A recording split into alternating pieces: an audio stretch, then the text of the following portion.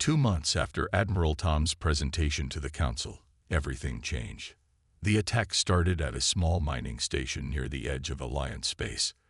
The workers there only had time to send one message. They're here. The stars are going dark. Tom was in his office on the Alliance space station when the emergency alerts started flashing. His computer screen filled with red warning signs, and a map showed dozens of unknown ships entering Alliance space. They moved in a pattern that looked like a swarm of insects. Admiral. His assistant Pete ran into the office, holding several data pads. We're getting reports from all the outer colonies. Some kind of alien ships are attacking everyone. They're not like anything we've seen before. Tom quickly put on his uniform jacket and followed Pete to the station's control room. The large room was full of people running around and shouting. The main screen showed more and more red dots appearing, each one representing an enemy ship. "Show me what these ships look like," Tom ordered. When the images appeared, he felt his stomach turn cold. The enemy ships were black and looked like giant crystals. They moved together like they were all controlled by one mind. An officer called out from his station, "Sir, they just destroyed Defense Station 7. Our weapons, they're not doing anything. The enemy ships have some kind of shield we can't break through." Tom watched as more reports came in. The Alliance's best warships fired their strongest weapons at the crystal ships, but nothing worked. The enemy shields absorbed every attack and seemed to grow stronger. They called themselves the Swarm, and they didn't answer any messages asking for peace. "Sir," Pete said quietly, showing Tom another data pad, "look at this reading. Every time the Swarm ships use their shields, the space around them gets colder. It's like they're eating the energy from our weapons." Tom's mind went back to the ancient fleet they had found, the old ships that everyone had laughed at. He remembered how their hull could absorb energy too, but in a different way. Could there be a connection? He pressed the emergency button that would call the council together. Within minutes, the council members appeared on screens around the control room. They weren't laughing now. "The situation is bad," Tom told them. "The Swarm has destroyed 12 of our stations and 3 colony worlds. Nothing we have can stop them. But I have an idea." He showed them new pictures of the ancient fleet. "Remember how these ships could absorb energy? I think they were built to fight something like the Swarm. I think the humans who built them knew this enemy would come back." First speaker Marcus, his crystal form dimmer than usual, spoke up. "But those ships are so old. How could they possibly help us?" "My team has been studying them," Tom answered. "The ships are old, but they're not broken. They're just sleeping. We found writing that tells us how to wake them up. We need to try. Nothing else is working." The council members looked at each other through their screens. More alarms went off in the control room. Another colony had gone dark. "Do it," First speaker Marcus ordered. "Wake up the ancient fleet. We have nothing to lose." Tom didn't waste any time. He sent orders to his research team at the ancient fleet's location. They had already prepared the biggest ship for testing. Now they would try to bring it to life. Hours passed as they worked. The Swarm kept coming closer. Then Tom's computer beeped with a message from his team. The first ancient ship was awake. The message included a video. It showed the old ship's engines glowing with a strange blue light. Panels were opening along its sides, revealing weapons that had been hidden for thousands of years. But the most interesting thing was what they found in the ship's main computer. It was a message, left by the humans who built it. "If you're reading this, they have returned. The Swarm destroyed our world once before. We rebuilt, we fought back, and we found a way to beat them. Now it's your turn. All the weapons you need are here. Good luck." In the control room, Tom smiled for the first time that day. Maybe they had a chance after all. The inside of the ancient ship was dark and quiet when Tom's team first entered. Their footsteps echoed through empty hallways that hadn't heard sounds for thousands of years. The air was stale but breathable. The ship's systems had kept everything perfectly preserved. "Look at these walls," said Jack, the team's engineer, shining his light on the smooth metal surface. No rust, no damage. Whatever they made this ship from, it was built to last forever. The team moved carefully through the huge ship. Everything was bigger than they expected. The corridors were wide enough for 5 people to walk side by side. The ceilings were high, and every few steps they passed doors that led to rooms filled with unknown machinery. "Admiral," called Mary, their computer expert, "I think I found something important." She stood in front of a large door with special markings on it. Unlike the other doors, this one had power running to it. Tom walked over and studied the door. The symbols on it were like the ones they had seen outside the ship, but different. "Can you open it?" he asked. Mary nodded and pressed some buttons on her tablet. The door made a soft hissing sound and slowly opened. Inside was a large round room with a raised platform in the center. The walls were covered with screens and control panels. "This must be the bridge," Tom said. He walked to the central platform, his light showing more symbols and buttons. "Mary, can you get any of this working?" Mary connected her tablet to one of the control panels. At first, nothing happened. Then suddenly, all the screens came to life at once. The room filled with a soft blue light, and a humming sound started deep within the ship. "Amazing," Jack whispered. "The power systems still work perfectly. It's like they were just waiting for someone to turn them on." A large screen in front of them flickered, and then showed an image. It was a recording of a woman in a uniform they had never seen before. She looked human, but her clothes and the way she carried herself seemed different from modern humans. "This is Captain Jane of the Earth Defense Force," the recording began. "If you're watching this message, then our worst fears have come true. The swarm has returned." Everyone in the room stood still, watching the ancient captain speak. "We fought them before, thousands of years ago," she continued. "They came from the dark space between galaxies, feeding on energy and destroying everything in their path. Our normal weapons couldn't hurt them. Their shields just absorbed the energy and got stronger." The image changed to show battles between human ships and crystal-like vessels that looked exactly like the swarm ships attacking now. "We lost Earth in the First War," Captain Jane said, "but we didn't give up. We found a way to fight back. These ships, this fleet, represents humanity's greatest achievement. The weapons don't try to overpower the swarm's shields. They turn the swarm's greatest strength into their weakness." More images showed the ancient fleet in battle, their weapons causing the swarm ships to break apart. "We drove them away, but we knew they would come back someday. So we built this fleet and left it waiting. Everything you need is here, the weapons, the battle plans, everything we learned about fighting them." Captain Jane's face became serious. "But there's something else you need to know. These ships aren't just weapons. They're a piece of humanity's soul, built in our darkest hour.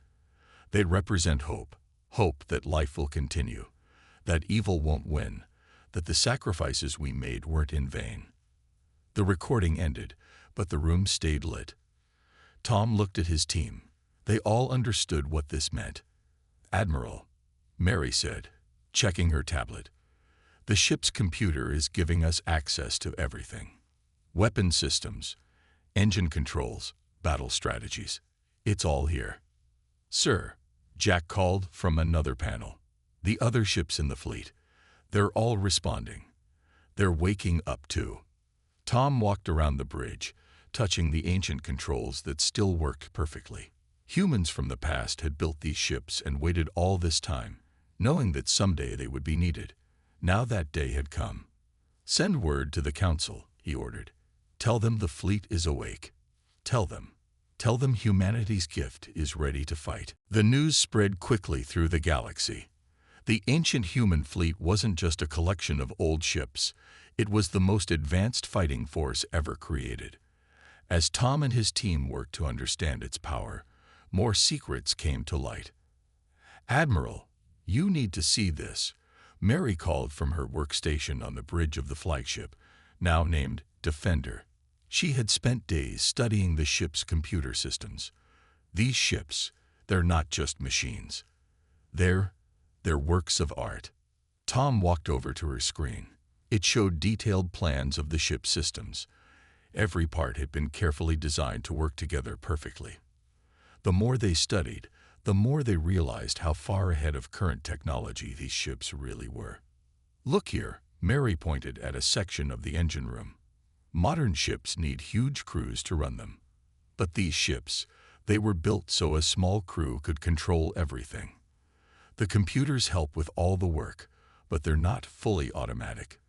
They need human minds to guide them. Jack burst onto the bridge, his face excited. "Admiral, we just tested the first weapon system. You won't believe what happened." They gathered around a test chamber where a piece of swarm technology, recovered from a previous battle, floated in space. Jack pressed some controls, and a beam of light shot from the ancient ship's weapons, but it wasn't like any weapon they had seen before. "Watch carefully," Jack said, playing back the recording. The beam didn't try to destroy the swarm technology. Instead, it seemed to reach inside it, touching something deep in its structure. The crystal-like material simply fell apart, like sand falling through fingers. "It's beautiful," Tom said quietly.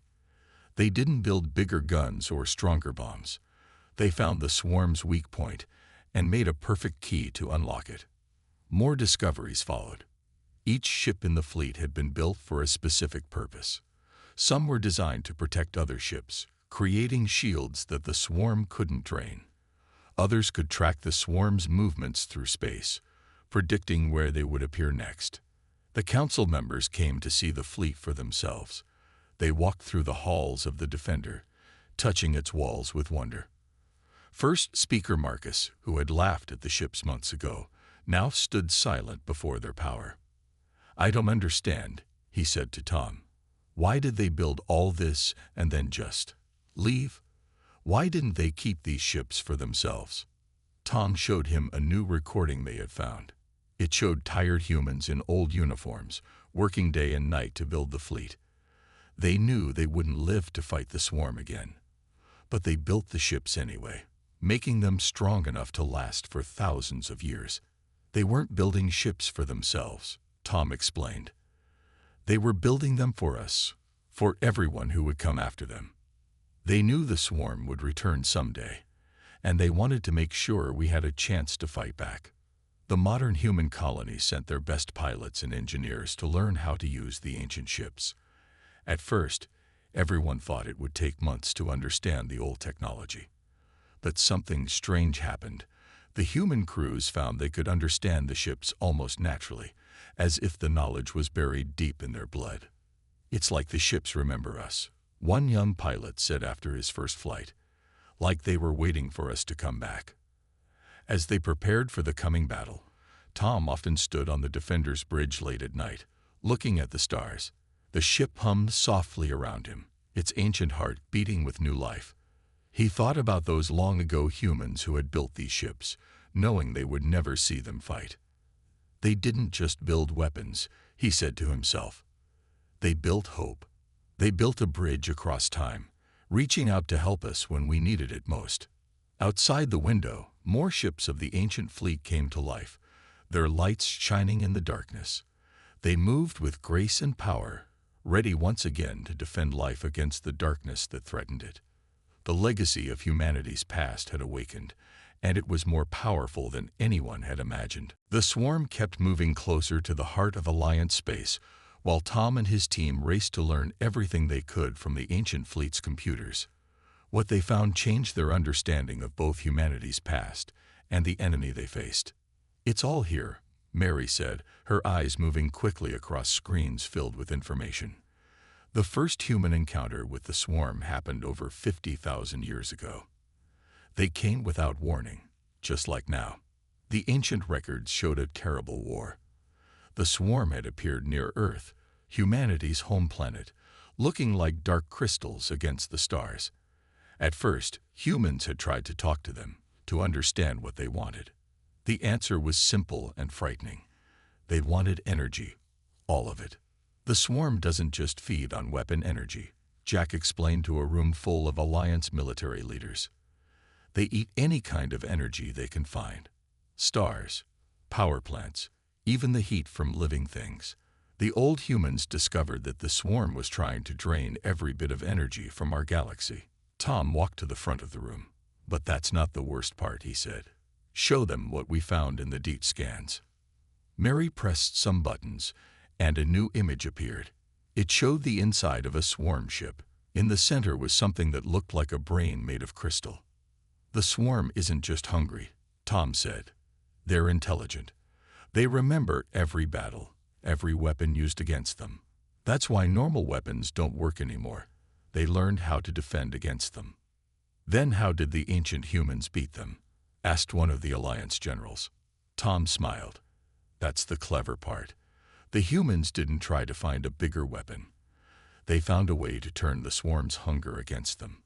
He showed them the weapon systems of the ancient fleet. The ships didn't fire normal energy beams or explosives. Instead, they created special energy fields that the swarm couldn't resist trying to eat. But these fields had a secret hidden inside them. It's like a trap, Jack explained. When the swarm tries to absorb the energy, it carries a signal deep into their crystal bodies. This signal disrupts their ability to control energy. They can't hold themselves together anymore. The room was quiet as everyone understood what this meant. The ancient humans hadn't just built weapons, they had created a perfect counter to an enemy that had seemed unstoppable. More discoveries came as they studied the fleet's records. They found battle plans showing how the ships worked together. Some would protect others with special shields, while others moved in close to use their disruption weapons. Everything had been planned down to the smallest detail. Look at this, Mary called one day. She had found a new set of files in the ship's computer. After they drove the swarm away, the humans tried to warn other species about the danger. But no one believed them. They were too primitive, too new to space travel. Sound familiar? Tom remembered how the council had laughed at the ancient fleet when they first found it. Now those same council members came every day to learn more about humanity's past achievements. The most surprising discovery came from studying the fleet's hull metal. The strange material that could absorb energy wasn't just for protection. It was covered in tiny machines, too small to see, that could repair any damage. That's why these ships still work after 50,000 years, Jack said, looking at a piece of the hull under a powerful microscope. They're not just preserved, they're alive in their own way, always fixing themselves, always ready. Tom stood on the bridge of the Defender, watching his crew learn to use the ancient systems.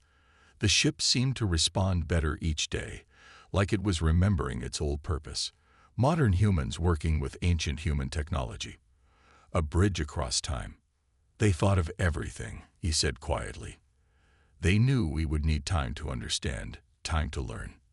They built these ships to teach us, to guide us. Outside the windows, the rest of the ancient fleet moved in perfect formation, their systems fully awake now. They were ready to face their old enemy again. This time, the galaxy would understand the true power of humanity's legacy. The day of battle arrived sooner than anyone expected. The swarm, perhaps sensing the awakening of their ancient enemy, suddenly changed course and headed straight for the Alliance's main defense line, where the ancient fleet waited. All ships report ready, Admiral, Mary said from her station on the Defender's bridge. The crew worked with calm efficiency, their hands moving over control panels that had waited 50,000 years for this moment. Tom stood at the command station, watching the tactical display. The ancient fleet had spread out in a formation taken directly from old battle plans. Smaller ships moved like a web between the larger ones, ready to protect them with their special shields. Swarm ships detected, called out Jack from the sensor station. A lot of them, more than we've ever seen in one place. The enemy appeared on their screens, thousands of crystal ships moving together like a dark cloud. Their black surfaces seemed to drink in the starlight, making them look like holes in space. Remember your training, Tom said to his crew. The ancient humans beat them once. We can do it again. The swarm struck first, sending out energy beams that could cut modern ships in half. But the ancient fleet was ready. Their special hull plating absorbed the attacks, and their shields didn't try to block the energy. They'd redirected it, sending it harmlessly into space. First wave, begin attack pattern Alpha, Tom ordered. This was the moment of truth, the test of whether the ancient weapons would work. 3 ships moved forward, their weapons charging. The swarm ships, sensing energy they could feed on, moved closer. Just as the ancient records had predicted, they couldn't resist the temptation. Weapons free, Tom commanded. The ancient ships fired. But instead of normal energy beams, they released waves of strange, shimmering light. The swarm ships eagerly tried to absorb it. Then something unexpected happened. Look, Mary shouted, pointing at her screen. The swarm ships that had been hit were changing. Their black crystal surfaces began to crack, lines of light spreading through them like lightning in dark clouds. It's working exactly like the records said it would, Jack said, amazed. The disruption signal is spreading through their whole network. The swarm ships began to break apart, their crystal bodies falling to pieces, but they didn't give up. More enemy ships pushed forward, trying to overwhelm the ancient fleet with sheer numbers. Second wave, move up, Tom ordered. Third wave, protect their flanks. The battle moved like a dance that had been choreographed thousands of years ago. Every move the swarm made had been predicted by the ancient humans. Every counter was ready. More swarm ships fell to the ancient weapons. Some tried to retreat, but the smaller ships of the ancient fleet chased them down. Others tried to change their shields, but the disruptor beams cut through every defense. Admiral, Mary called out, I'm picking up something strange. The swarm ships, they're trying to communicate. A signal came through their computers. It wasn't words exactly, but feelings. Confusion, fear, recognition. The swarm remembered these ships, remembered their defeat long ago. For the first time in this war, they were afraid. Push the advantage, Tom ordered. All ships, full attack. The ancient fleet moved as one, their weapons firing in perfect harmony. Waves of disruption energy washed over the swarm forces. Crystal ships shattered by the hundreds, then thousands. The battle lasted hours, but the outcome was never in doubt. The ancient fleet, guided by the descendants of its builders, proved that humanity's greatest achievement had stood the test of time. Finally, the last swarm ship broke apart. The threat that had terrified the galaxy was destroyed by weapons built before most modern civilizations existed. Send word to the Council, Tom said, looking at the field of crystal fragments floating in space. Tell them the ancient fleet has kept its promise. Tell them humanity's gift has saved us all. The crew cheered, but Tom stayed quiet, thinking of those long-ago humans who had worked so hard to give their descendants this victory. They had believed in the future, believed that their sacrifice would matter someday. Today had proven they were right. 1 month after the Great Battle, the Galactic Council met again. But this time, everything was different. The Grand Council chamber, once filled with laughter at the thought of ancient human ships, now held a sense of deep respect and wonder. Admiral Tom stood at the center of the chamber, just as he had when he first showed them the scans of the old fleet. But now, through the crystal windows behind him, everyone could see the ancient ships floating in formation, their hulls gleaming in the starlight. The last swarm fragments have been found and destroyed, Tom reported to the silent chamber. The ancient fleet's sensors made sure none escaped. The threat is truly over. First Speaker Marcus, his crystal form glowing with a humble blue light, stood up. Admiral Tom, he said, his voice carrying through the chamber, we owe humanity an apology. We laughed at your ancestors' achievement. We were wrong. The chamber filled with sounds of agreement.